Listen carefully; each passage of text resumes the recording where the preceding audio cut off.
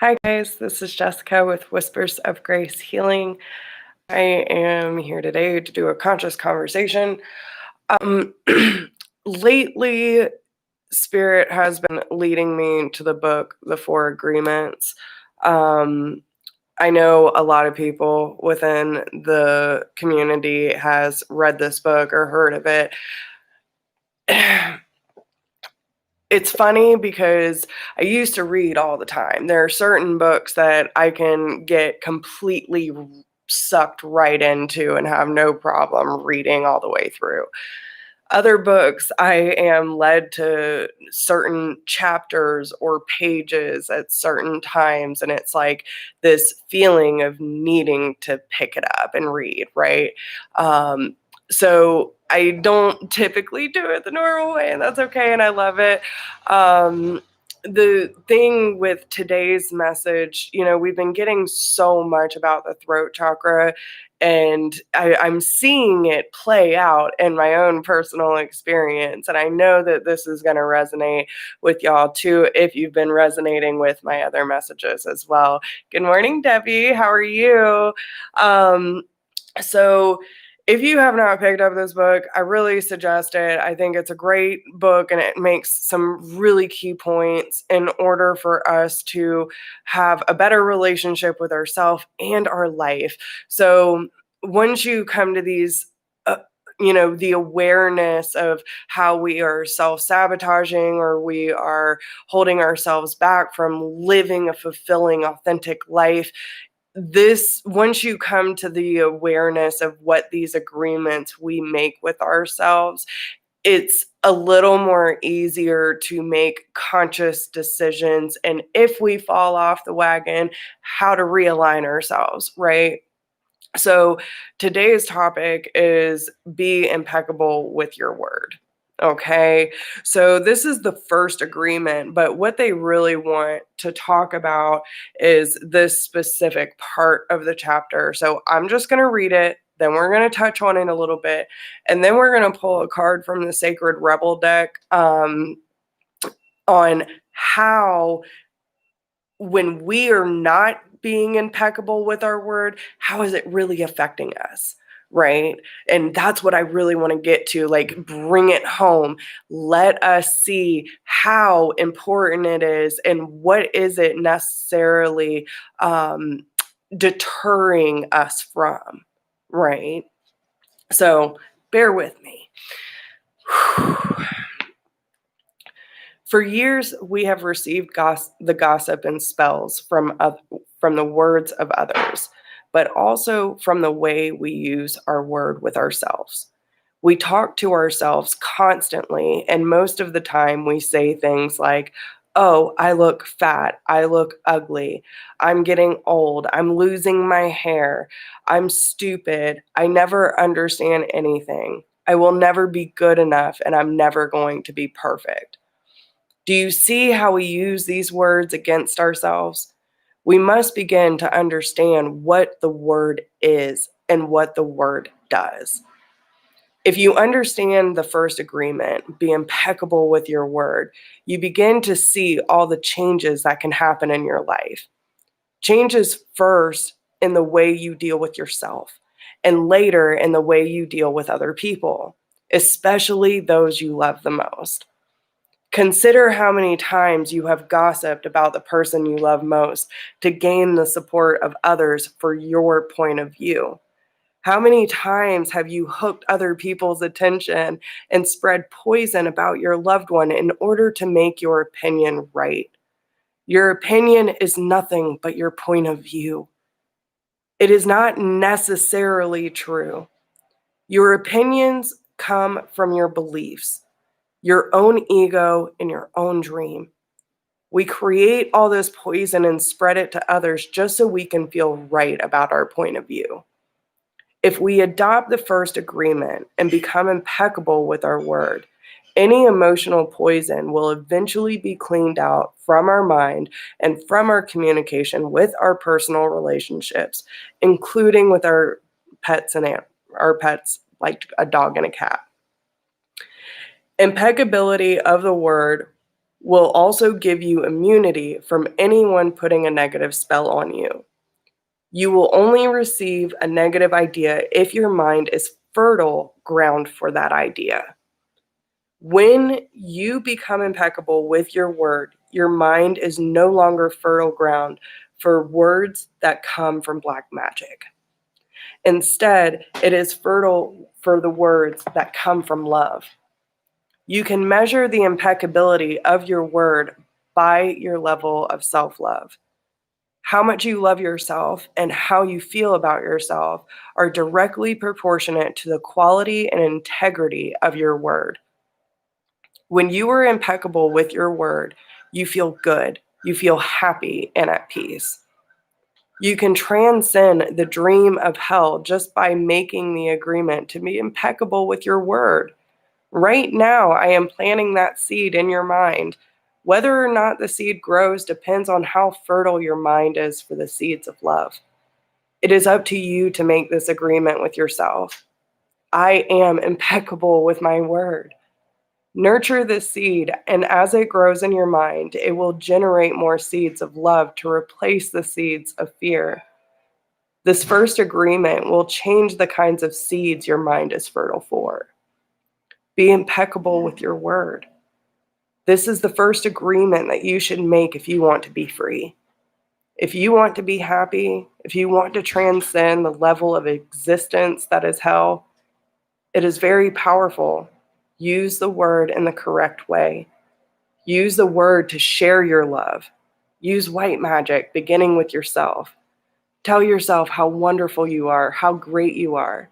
Tell yourself how much you love yourself. Use the word to break all those teeny tiny agreements that make you suffer. It is possible. It is possible because I did it. And I am no better than you. No, we are exactly the same. We have the same kind of brain. We have the same bodies. We are humans.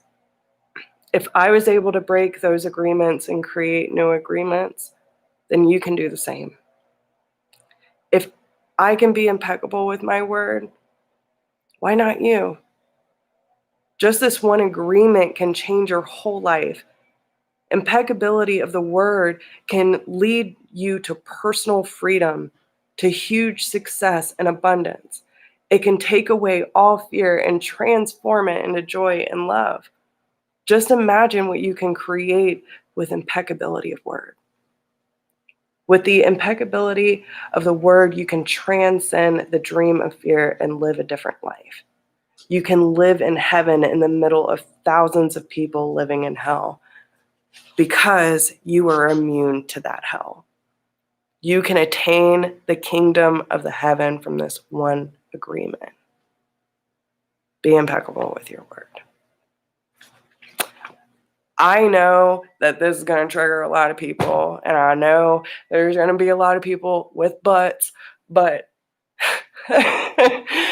let's get real here, okay? That used to be me, and it felt like it was my own words. I could relate to everything in that one piece. Because I used to suffer in my own hell with everyone else. I think about the way I used to speak about myself, the way I used to feel about myself, the way I used to let people tell me how little and insignificant I was, and I believed them because my mind was fertile for it. And I read that and I was looking at myself in the mirror, and I go back to just a few short years ago where I was still under the contract of you are ugly, you are fat, you are no good. You're unworthy. I could not look at myself without feeling some sort of guilt or shame. Then I started thinking about the contracts that I used to have, like with the scars on my body that everyone used to poke fun at, or certain things about my figure that has always been there, like it was always a thing, right? So throughout my most of my childhood, even up to high school, I was bullied, like severely bullied. And I understand it now because a lot of people were threatened by my light, like people who had no idea who I was or, how I was. I always had a target on my back. And it really stole a lot from me because I allowed it and I let them take my power, right? And it it was a really hard time for me in my life. And, a lot of the people that I felt like I could count on fell into the same, you know, I don't want to say same category, but there's a lot of inconsistency and a lot of harsh things that happened throughout my life. Um, So, a thing about safety and a thing about security and consistency, like that's always been things that I've struggled with. And I can tell you when I started making the conscious choice to be gentle with myself, I remember the first time I told myself, I love you, Jess. And I cried my eyes out. Like it was the first time I ever had to look myself in the eye and say, I love you.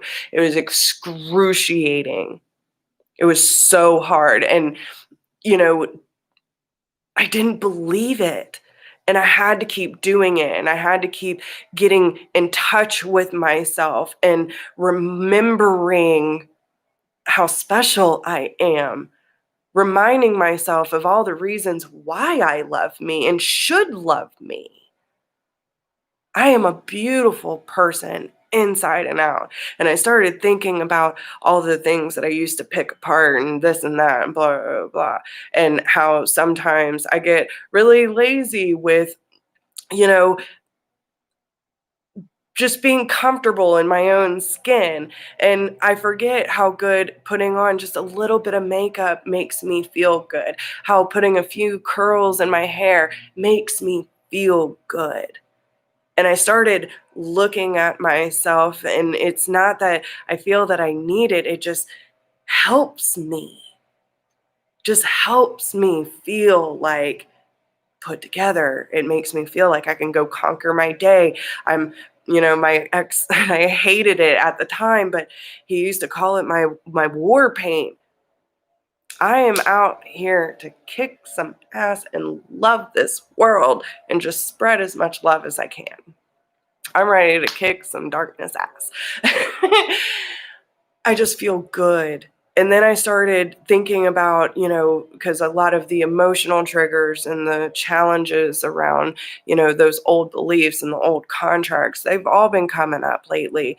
And some there's not an emotional attachment to, but some there's that scarring, and some triggers can just kind of, it's almost like a paper cut, it stings, it ain't gonna last long, but it's just like, okay. So, you know, you have to process that and go into, well, what is the belief? Then I started thinking, all the scars and stuff. And then I started thinking about the emotional scars, how far I've come to overcome my emotional imbalance and the way that I viewed the world and having no lack, like no faith. Like I thought I believed, but I really didn't, because I was like, there's so much chaos. Like, why? Why would God do this? Because I was creating it. I was allowing it. I was existing and entertaining the bullshit. When I started getting serious about how I want to live my life, what I want to feel, and start making the necessary choices and changes and constantly realigning with love, constantly realigning, redirecting, because that's all we can do, right?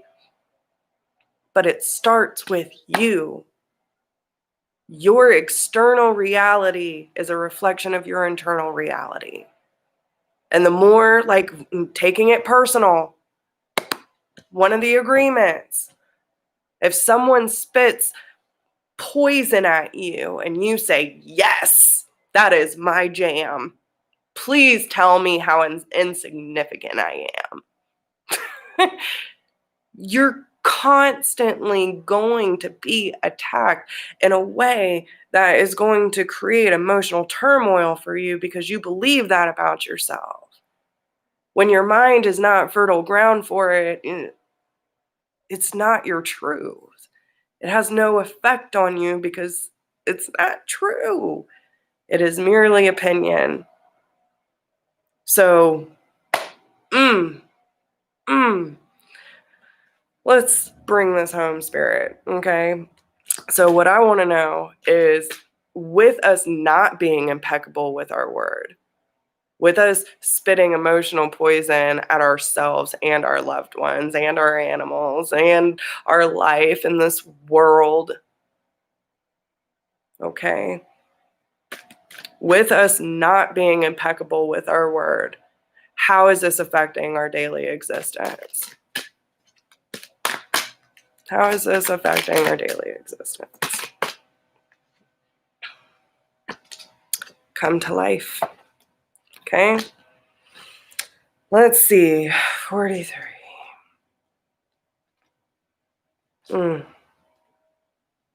Yeah, I'm feeling it all today, man. Like, just the shift is crazy.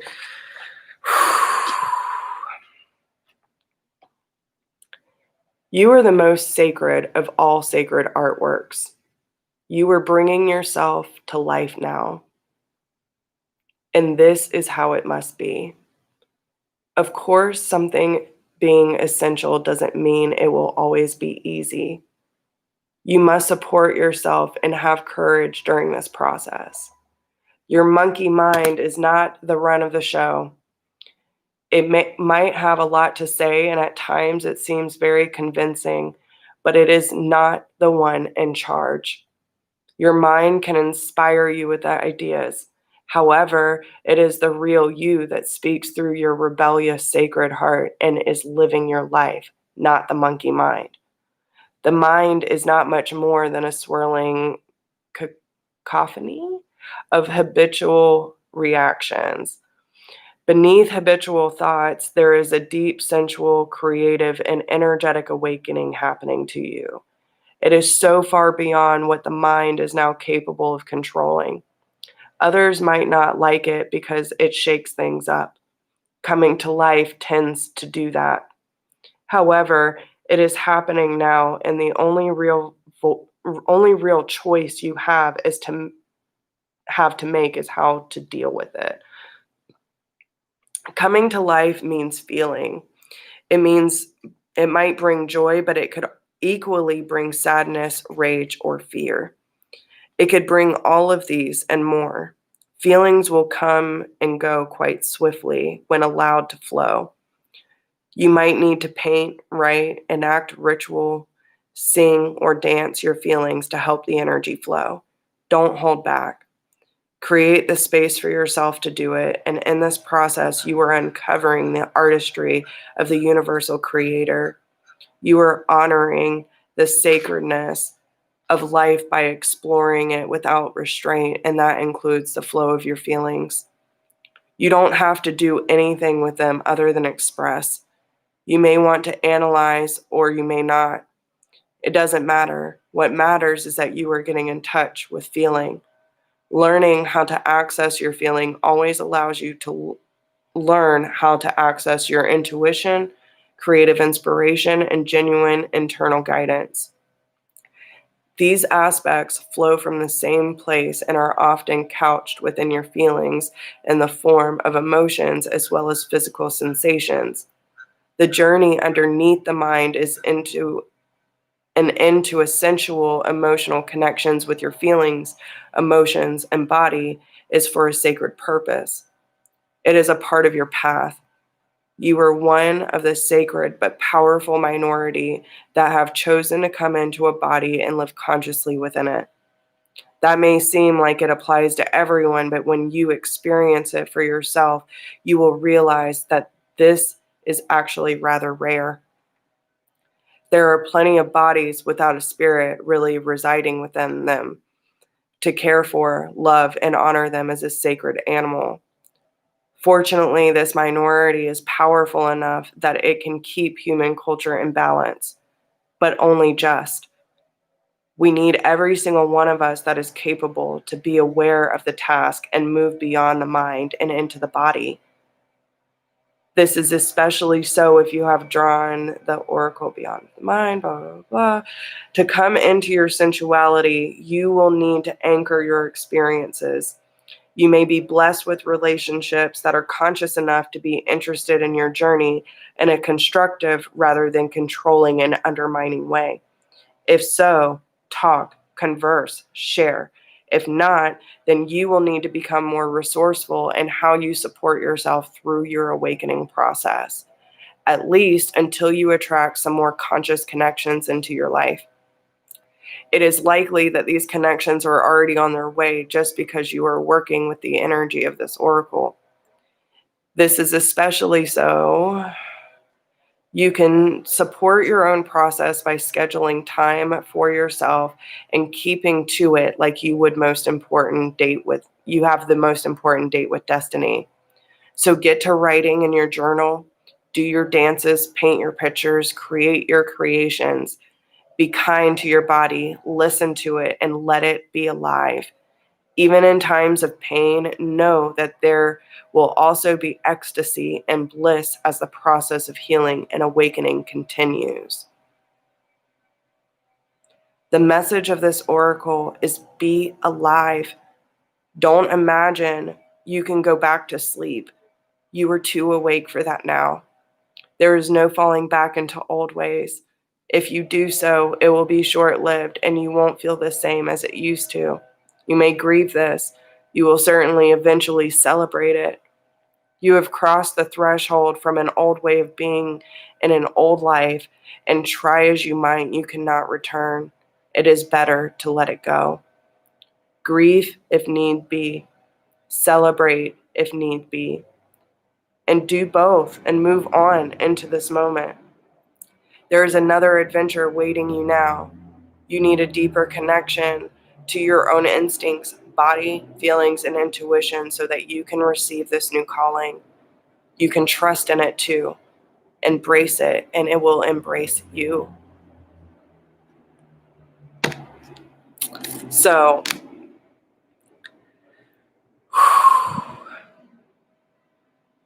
y'all, I hope that y'all can really receive that, but all I can do is plant the seed. If you have to listen to it more than once, listen to it again, okay?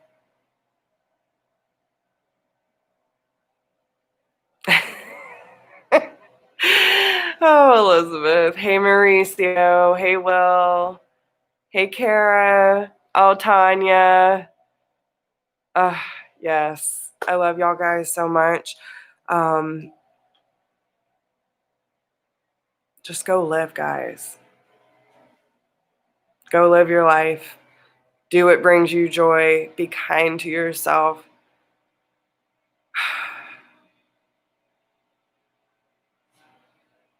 This is your masterpiece. Do what you will with it. Okay? I love you. I hope you all have a wonderful week, and happy Thanksgiving this week. And yeah, I'll try to get back on it in a few days and get back in touch with y'all. But until next time, love you.